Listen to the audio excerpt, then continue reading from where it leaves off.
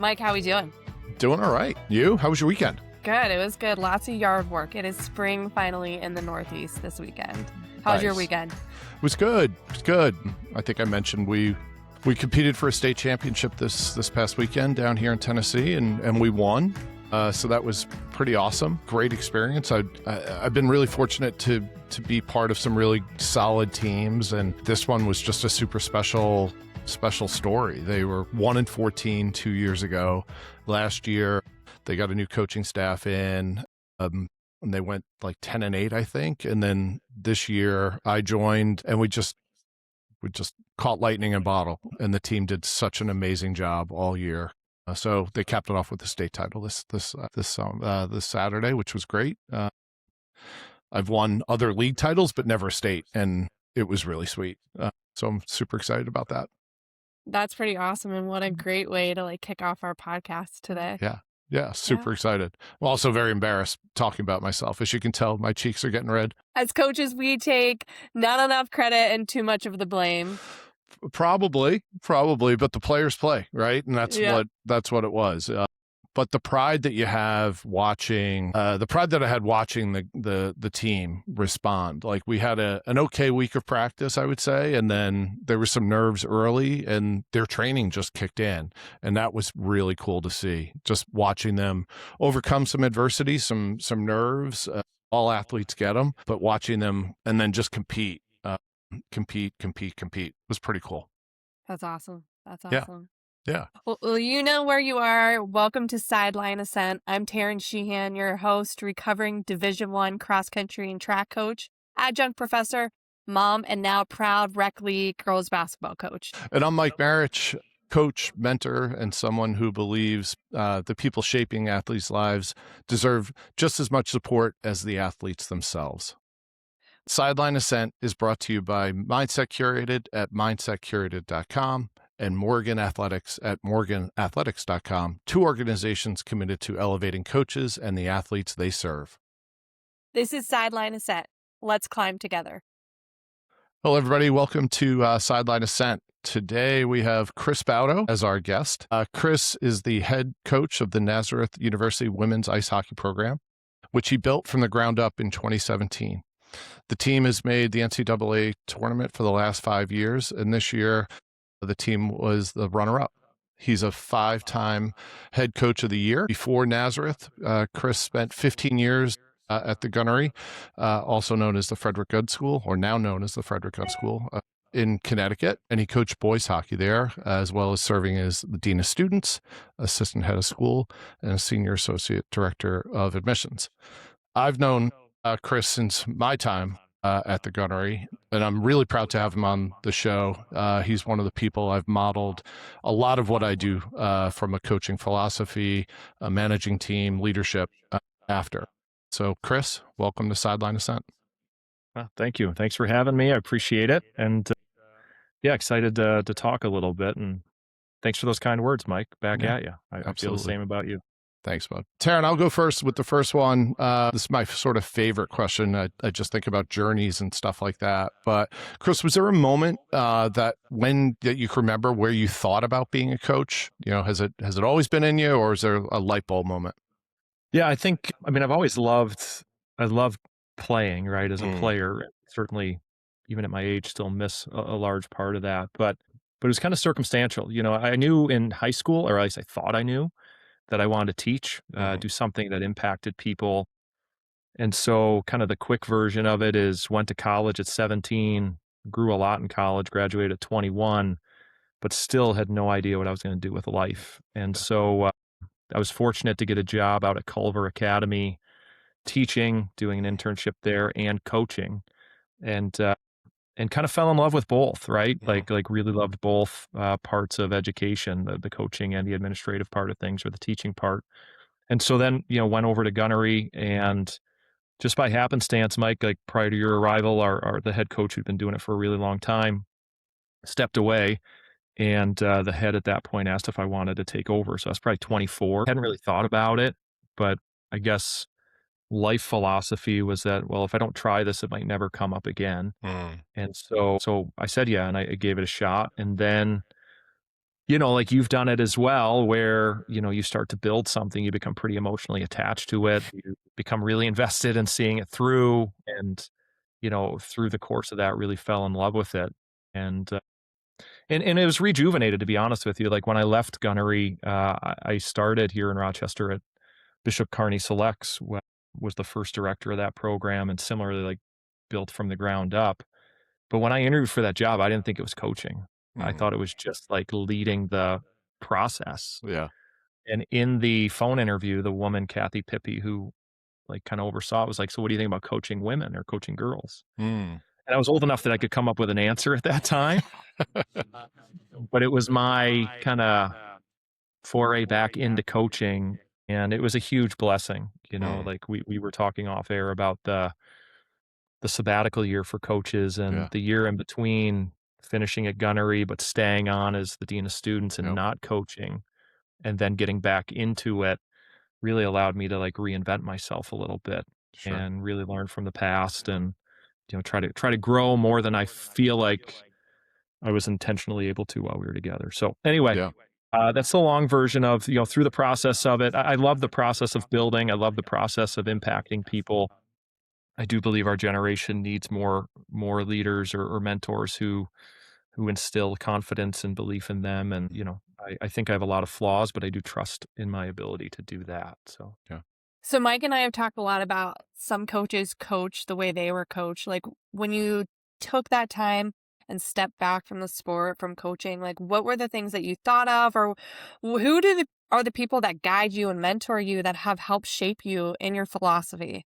yeah, I think one of the blessings of becoming a head coach so young is that you get this opportunity, right? That a lot of people have to work years and years to earn. The downside is I didn't.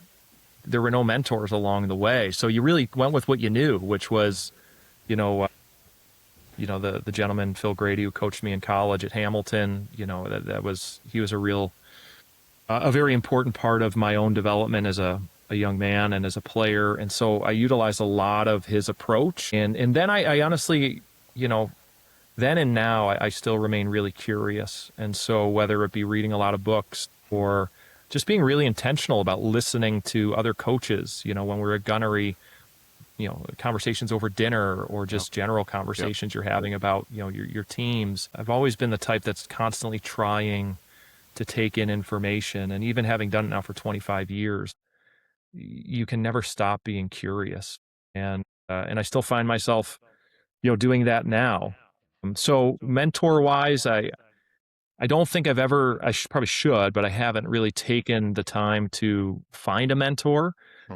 But I'm constantly trying to grow and learn. And, I'm on a podcast, but I listen to podcasts and, you're kind of taking in information. So yeah, so what it did though was it forced me to evolve over time, right? Because you think you know what you're doing, and then, trial and error, you realize that there's some things you can do different or need to do differently. And that's just been an interesting self-exploration process for me too. And that continues even to today. Yeah. Yeah, I think as coaches, you kind of realize the more you do this, the more you don't know, right? When you're Mhm. young, you think you've got it all figured out. And Yes. every year, somebody comes along and breaks that mold.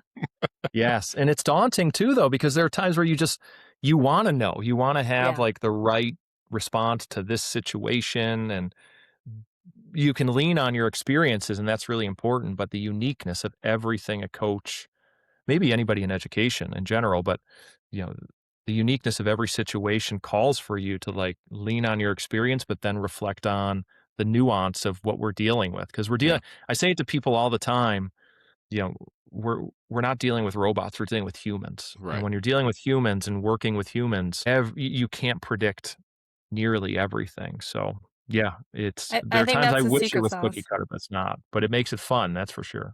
Yeah, absolutely. Absolutely. You mentioned the sabbatical, Chris. I was with you during that time, and I picked your brain about a lot of different things. What was there one thing that sort of popped out about? Did it make you more hungry taking that year off? Did you need to sort of separate yourself from I needed to separate when I took mine over the summer. I needed to separate myself from being a coach. I was like, I could put that down for a minute. And then I saw a job posting and I'm like, I don't think I can. So I'm curious as to what that process was like for you. To step away for a year and then start again, allowed me to recenter and be the person and the coach that I wanted to be in some ways, because I think that that's more effective coaching, but in other ways it just like became more fun for me again. Yeah. Because by Yeah. the end, it's to say that I wasn't having fun is hyperbole. Like I was, like I love being around the kids. I love the challenges that come with it. But because we had been finding success, I was really scared to try something different because what if it didn't work? It allowed me to reflect on that a lot during that Yeah. kind of year sabbatical where I didn't coach. Yeah. And you know what? One of the things I learned though is that, now that I've been at Nazareth, this will be I think the start of my 10th year, 9th season for us, is that I'm really hyper aware of not going back to that place, Yeah. right? Because players deserve all the credit. As a program, we found a fair amount of success in the last bunch of years, and that comes with some level of pressure and expectation. And I've been really intentional about trying to not get caught in the ways of that pressure. Still being demanding in a very loving and caring way to our players, but not allowing the expectations in many ways that I just set for ourselves Yeah. to kind of take over. So Yeah. it was good and still continues to be a good year away for me. So how do you balance that? I think so many coaches, we watch those Disney movies, all the great hype movies, and we Yeah. get that idea that coaches have to be like really hard and really tough and very demanding and this very authoritative coaching style. And I don't think that works anymore. So how do you manage being real with your athletes, but still holding those standards, still holding those levels that like they've got to be at? There has to be probably a little bit level of discipline while also trying to win games, because I think that's fun too. Winning games is Yeah. fun. We've got to find that balance. I think most of us in this are pretty competitive. So how do you negotiate like showing your athletes you care about them, but also that, the goal is to be successful and defining what that success looks like? Yeah. For us as a staff, like we talk about it a fair amount and pretty consistently with this generation. And I hate to use that term, this generation, because there's like a negative connotation. I don't mean it that way. I think like generations evolve and they adapt. And if we don't adapt with them, then, we become extinct, right? So communication with this generation is more important than ever. And that takes a few different forms for us, which is, one, starting in the recruiting process, to be honest with you, like we're really clear about who we are and who we want to be, what our values are, and we're really clear about that. And the hope is that the kids who that appeals to decide to come to our school. And so we're not trying to convince someone to align their values with ours. There's already that alignment there for us. And then we're just kind of clear about one, the expectations, which again, I think this generation's really logical and really thoughtful. And so all of our expectations end up being they're controllables, for lack of a better term, right? Like we expect you to be a great person. We expect you to be a great teammate. We expect you to be a hardworking student. And then we define those, right? We're not just saying be a great teammate. Here's what it means to be a great teammate in our mind. And again, this is a little bit too much into the weeds, but they have to have ownership of it. So Yeah. we'll do a lot of exercises where we're talking about, what do you think a great teammate is? What does that look like in times of peace and in times of distress? How do you react to things? So that when we get to those points, we have the map already, right? Because we've talked about it. We can follow that map and make adjustments as we need to. So, communication I think is really important. Obviously that folds itself into roles and when things are going well, not going well.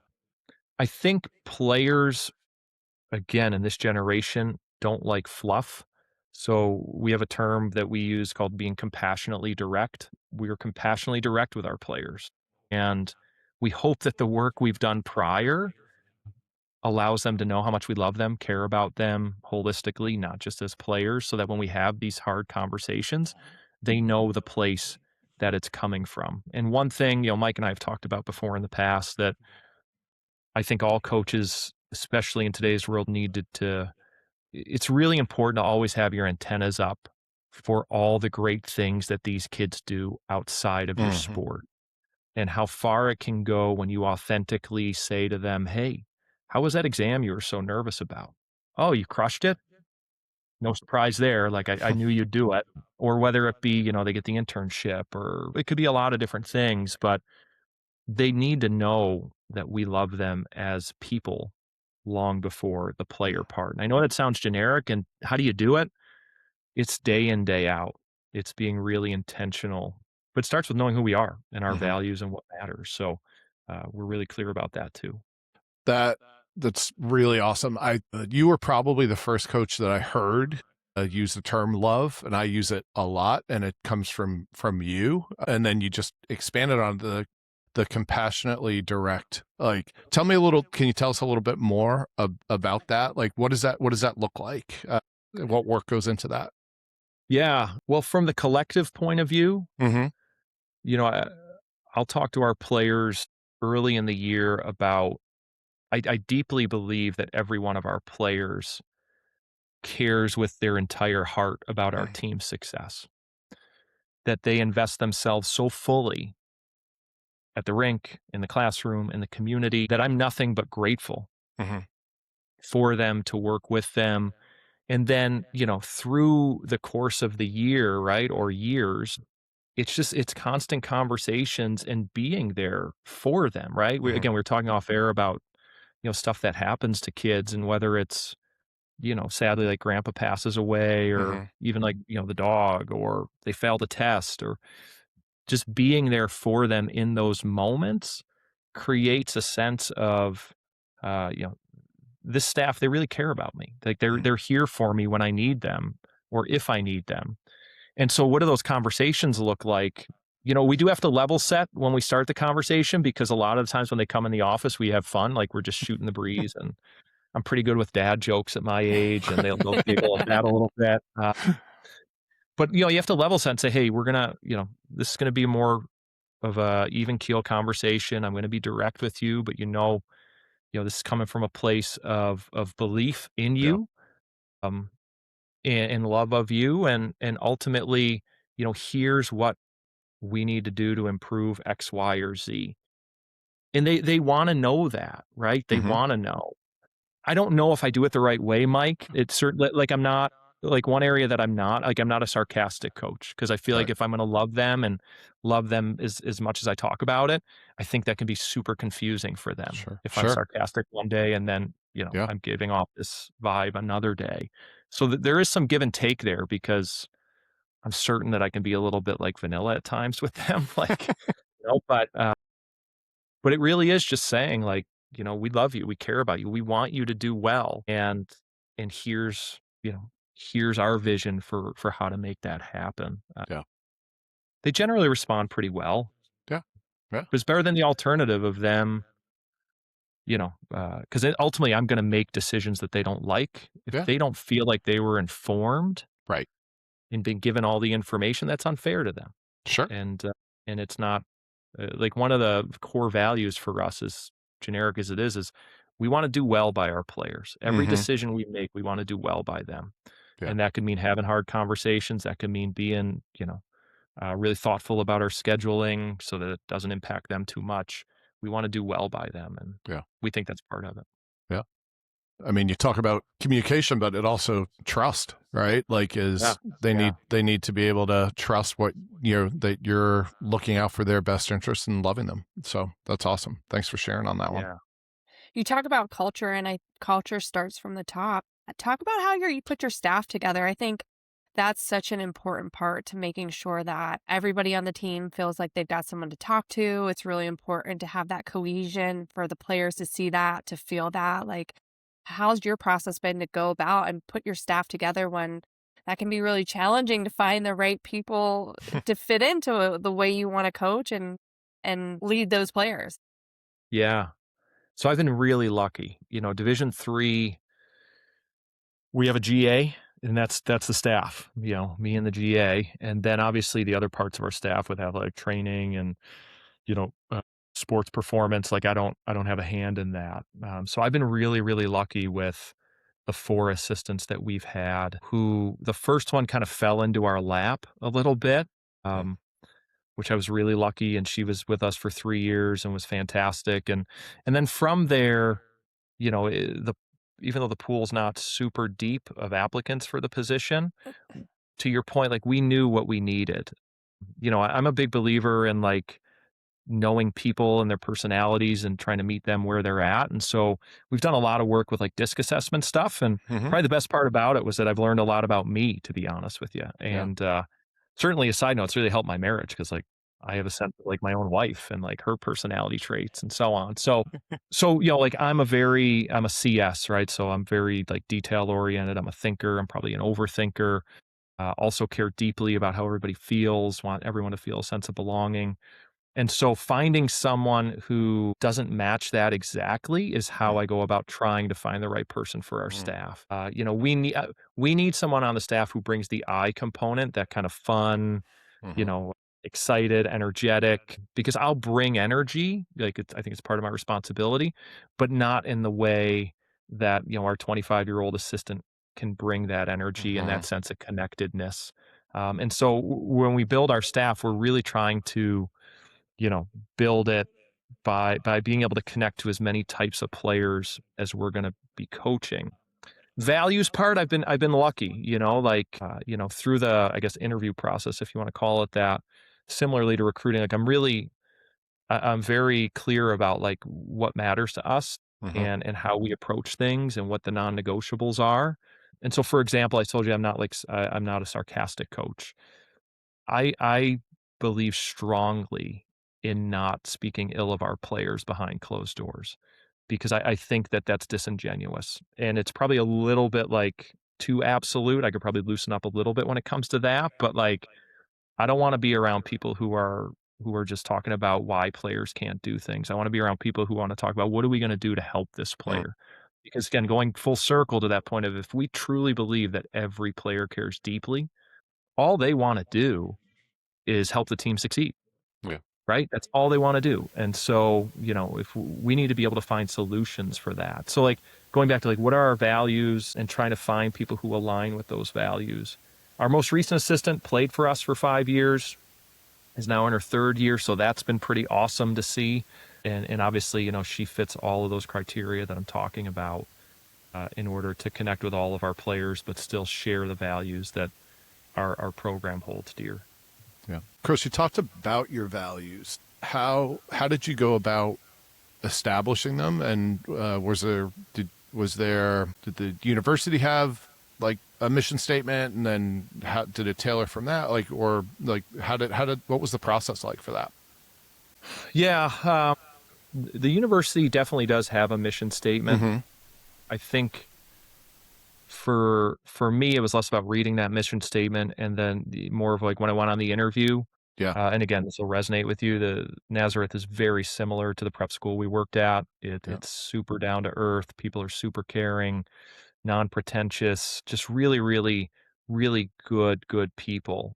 And there was a fit there. And before I created kind of the vision for our culture, I didn't know the following, but there is alignment there. Like the school Mm-hmm. started Sisters of St. Mary or Sisters of St. Joseph. It's all about service. It's all about Mm-hmm. giving back, giving to others. And that's a core virtue of our program. And so to your question of how did we create that culture? In the end, I felt like they saw something in me where they trusted my Mm-hmm. own values. Through my experiences, I feel like I was able to learn to trust myself. And so we created a vision for our culture that we thought was both in alignment with just kind of core values of service to others, being a great teammate, compete level, all these controllables. And that in turn is something that fit also with the school. How did we do it though, Mike? Like it's the overthinking thing. Like I don't go into anything without having put thought into it. Yeah. And so even taking the job at Nazareth, like before I took it, I did all the research on, okay, it has the top 10 most popular majors for women. Mhm. Okay, I think like we're going to attract kids to come here. Yep. The outcomes are really good. The campus is really pretty. Yeah. The location in Pittsford, it's a beautiful suburban town here in Rochester. Um, so it's just really thoughtful about it. And I try to Yeah. combine school values, my values. I think you have to combine a little bit what the market wants Absolutely. without skewing from your core values. So kind of getting all those circles to connect is kind of where our culture started. Awesome. And it's kind of built from there. There you go. Switching gears a little bit, you sort of alluded to this. Talk about your switch from coaching men to women. I think you see a lot of coaches, mostly men, that they'll maybe start with girls, but the first chance they get, they want to coach the boys. They want to coach the men. So talk to us a little bit about how that shift has been. Was that conscious? Was it just the right fit? And do you see any differences coaching the genders, or have you just changed yourself as a coach? Yeah, good question. That's a really good question. So, as we were talking about off air, like when I started coaching women, girls, high school girls at Slex Academy, I would have gone into it saying that it's all the same. That athletes are athletes; they want to be coached the same. And is there some part of that that's true? Certainly, but there are definitely really important differences, and in a good way. You know, I was struck when I started at Selects Academy. So I'm recruiting 13, 14, 15-year-old girls. So there's a lot of involvement with the parents, as you'd imagine. And over, it keeps coming up confidence. My Mm. daughter's confidence. My daughter doesn't have enough confidence. And so at first I would look at our then assistant who played at Syracuse and, so she was pretty just out of college. And I was like, what's this all about? And, she talked to me a little bit about it and it was real, right? Like confidence and again, I'll speak for the young women we coach. It's fickle. Like it's here one day and it's not here the next day.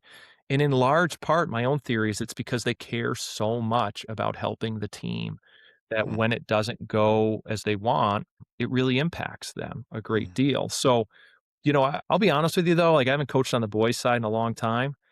I can't imagine it's much different. I think maybe the guys hide it a little bit more with like a lot of like whatever the right word is, masculinity. But like it's there. Like kids and their confidence, it's so important that we build that Mm. confidence every day. I learned pretty quickly that on the women's side, more literal.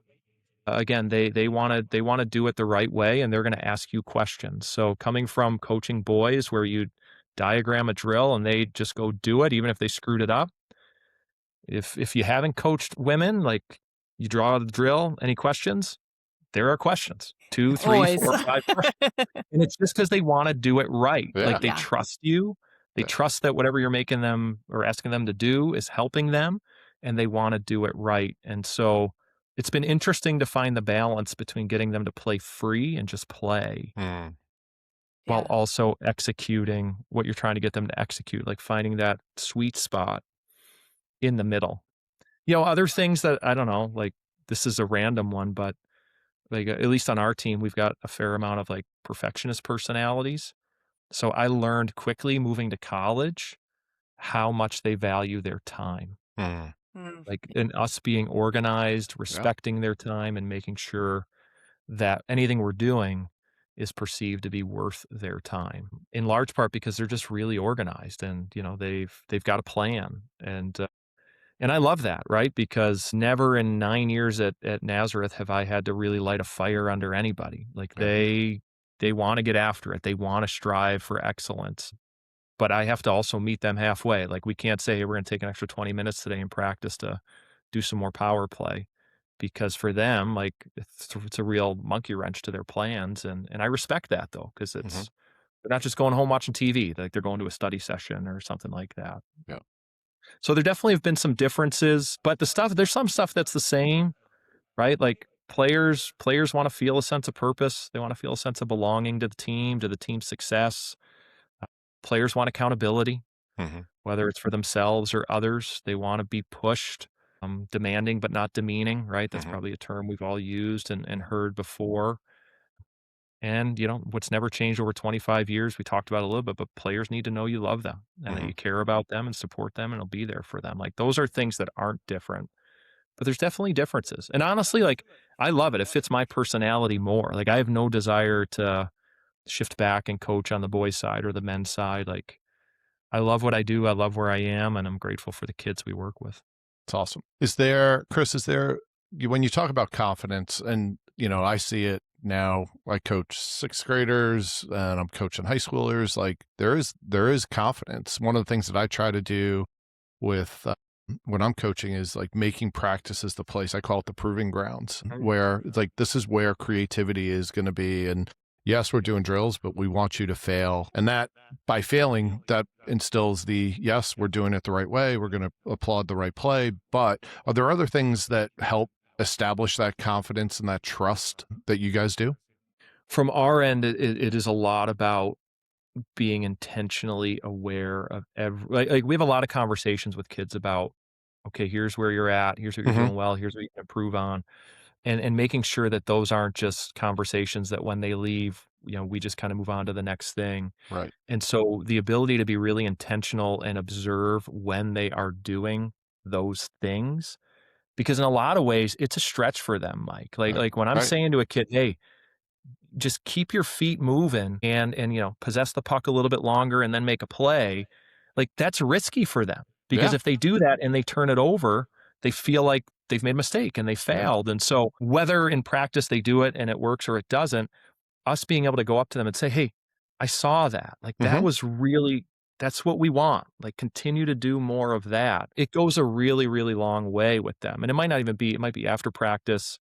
Yeah. Like, as a coach, one of my random thoughts is it's always good to, like, catch a kid off guard with a Hmm. compliment. It doesn't have to be Yeah. right after the fact. It's like they're just walking by the office, you're like, "Hey, you got a second? Hey," like, they're like, "Oh, wow, thanks, you noticed Yeah. that."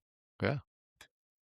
We also work a lot with our captains. So we had a leadership group of captains this year. I think we had 5 total, maybe a captain and 4 assistants.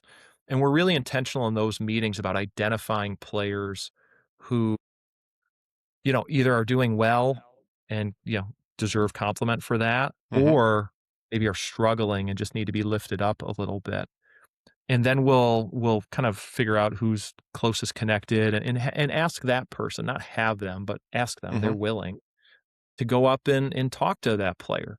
The peer to peer Hmm. oftentimes is even more impactful than the coach to player, Yeah. because in the end, like again, it's my own belief, but they just want to earn the respect of each other. They just want to Yeah. earn the admiration of each other. And that can be a huge, sense of fuel and energy for them and confidence for them. So we're pretty intentional about that too, and both, but especially our kids who are grinding and not finding the success. Hmm.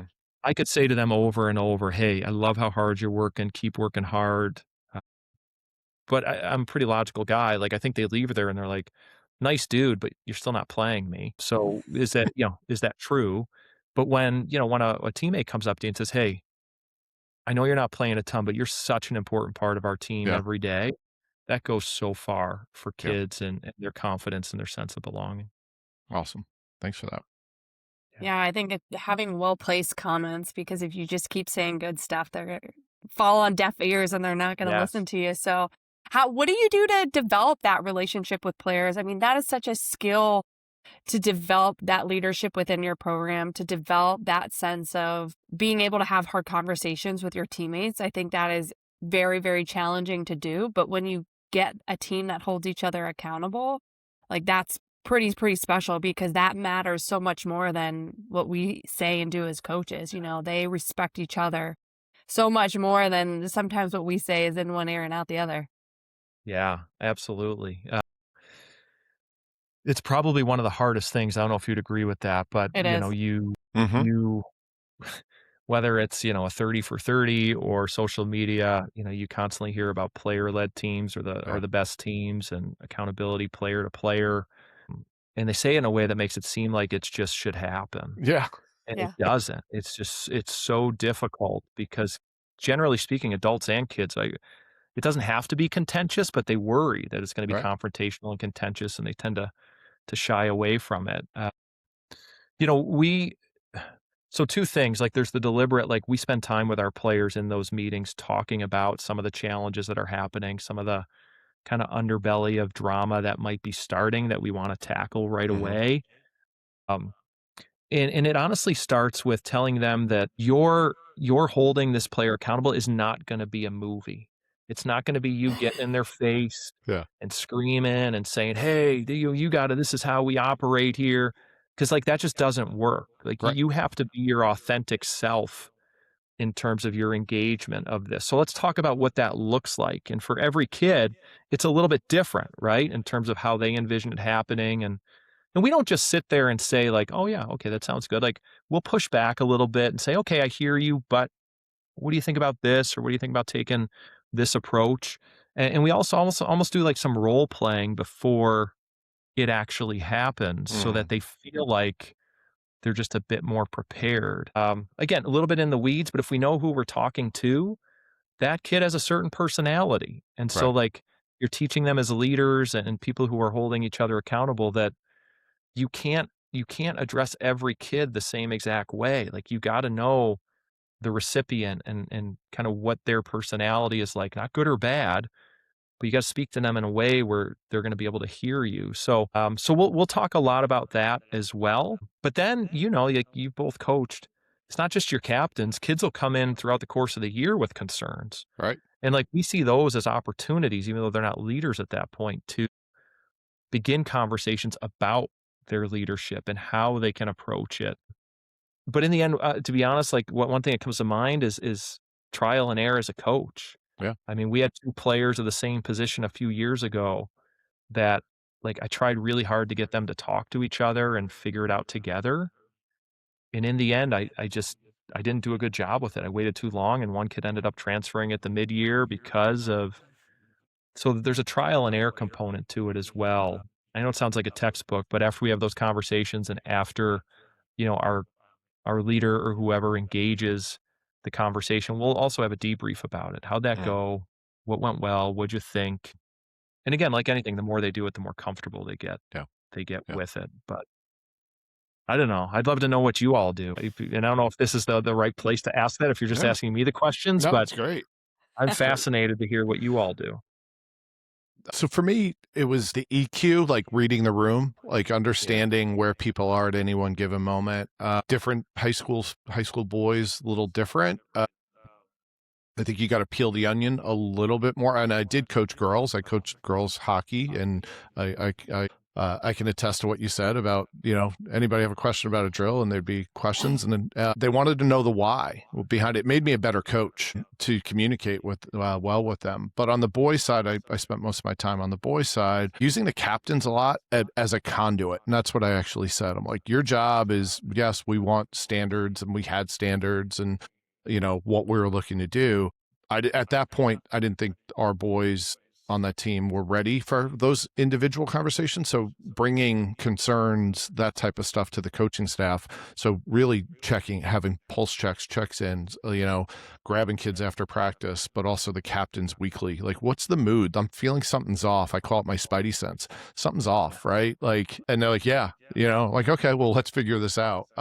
So just to me, it's about the EQ of reading the room and understanding, knowing that your bandwidth that the students have is so limited, that you have very limited bandwidth with the students. So getting it as close to right as you possibly can is really, really important. And that's the trust, the communication, the love that you had talked about, all those things wrapped into one. It makes those conversations easier when you've built that foundation.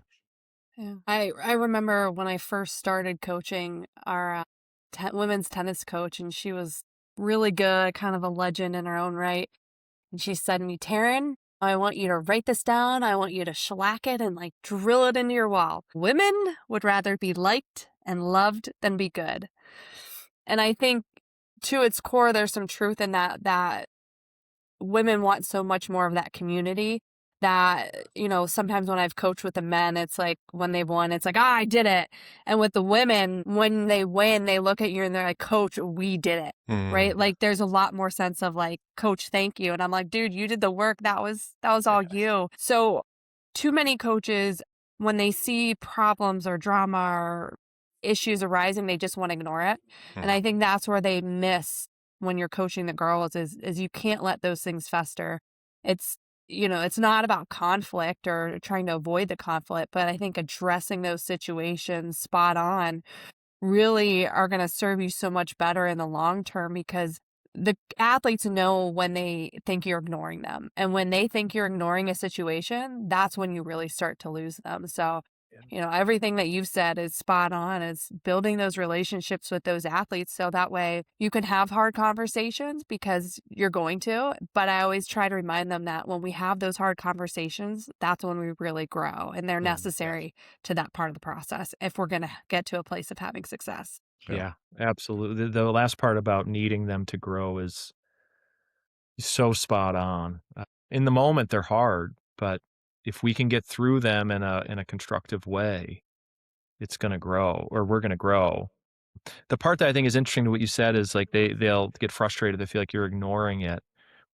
I do think that is where your captains also come in, because you also don't want to just abruptly, like to Mike's point, like I think you want to be thoughtful about, and being thoughtful might mean like taking in some information, talking to, if it could take a day or 2 days, and for your captains to be able to tell anybody who's like, why the heck isn't he doing anything? To say, no, he is. He's just like, you're just trying to figure it out, right? Like you can't just, because the worst thing you could do is go in with presumptions. Right. And then the kids are like, what are you talking about? That's not what happened. Or that's not what I said, or whatever it might be. So, the conduit, as you're saying, Mike, is like, it's so important, almost the other way of like, hey, I need you to message this to the team. Right. So that they're not thinking that we're just letting this slide right now. Yeah. So it's really interesting. Yeah, it's a challenge for sure. And, we're not near perfect at it. It's a fun challenge. We had a captain this year who became really, really adept at having hard conversations. And that was really not fun to watch, but like fun to watch her grow. And I think it'll serve her so well as she gets into the, kind of the world she's going to get into, and inevitably will be a leader in that world. That's awesome. Well, we're almost out of time, I think. So we'll have maybe 2 parting questions. So Chris, when your career's over, what do you hope the people you've coached remember most about being coached by you? It's a really good question. I think I would say 2 things. That whether they agreed with the things we did or not, or the decisions we made, that they would say that, I didn't agree with that, but he really did love us and care about us. He did, like, for lack of a better term, as cheesy as this sounds, and I actually say this to my kids a lot, like he was doing his best. Like I said to my kids, like, listen, I'm doing my best here. I don't have all the answers. I'm doing the best I can. And just the authenticity of that, I'm no one's perfect. I'm not perfect. The successes that we've had in the programs I've been fortunate to coach in, it's not generic to say, like, we've had good players and players play. So for me, it's really important that they know that in the end, like, our staff is about them. Like, we care more about them and their growth and their experience than anything else. And I'm competitive, certainly, but in the end, I think the winning for us is fulfilling, because like we invest in each other and we put our heart into what we do. And I hope that they feel like that starts from the top. I think, in my last 10 years, the kids that we've had the fortune to coach, I hope they would leave like more fearless than when they came. Love that. That's like awesome. they're willing to take risks, they're willing to take chances, they're willing to bet on themselves, and they are confident in knowing that the setbacks will be actually moments of growth in the end. We talk about that so much, and I do hope that, 10 years from now, 20 years from now, that they left here, believing in themselves that much more, that they can be fearless. Isn't that what's so great about sport? Is like that's, we talk about that maybe in the classroom, but sport gives you that chance to really put that into execution, and I do really think that that's where it still belongs in the education system. Yeah, So good. absolutely. So good. Taryn, one more? All right, last question. If you could give one piece of advice to a new coach, what would it be? That's another good one. I'll say Nothing but good questions I'll, here.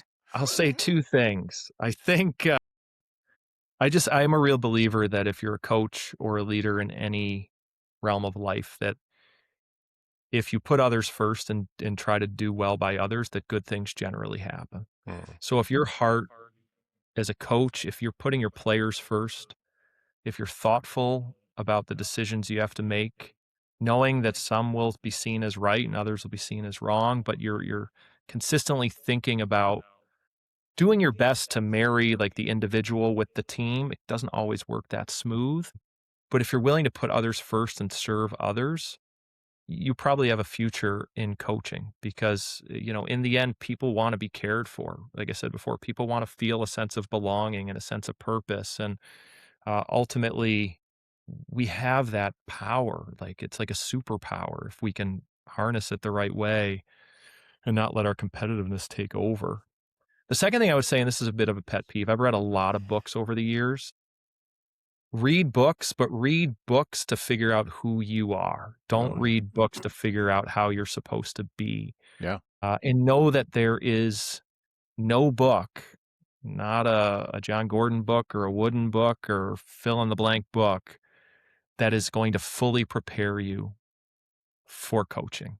Yeah. You are going to have to live by trial and error, and that's okay, because coming full circle, as long as you're thoughtful and are serving and putting others first, it generally will work out. But I spent a lot of years reading a lot of books, and it's super helpful.